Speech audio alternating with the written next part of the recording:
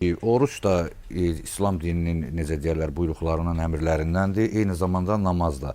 Namazla oruç çox zaman eyni xatırlanır. Çünki oxşar yaxınlıqları var. Yəni həm əmr olunma tarixləri baxımından, həm də peyğəmbərin daha çox əhəmiyyət verməsi ki, bəzi vaciblər, fərzlər var insanlara müxtəlif zaman və məkan da tarixində vacib olur. Amma oruç və namaz xüsusi olaraq onun öz yeri var.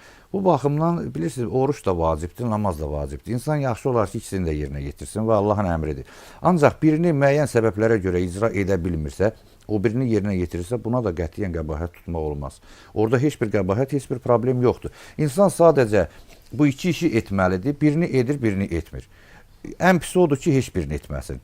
Yəni eybi yoxdur. Yavaş-yavaş yəqin ki, o insan artıq inanır ki, imanı var ki, oruç tutur və imanı olduğuna görə də hesab edirəm ki, yavaş-yavaş da artıq o namaz ibadətini də yerinə yetirəcəkdir.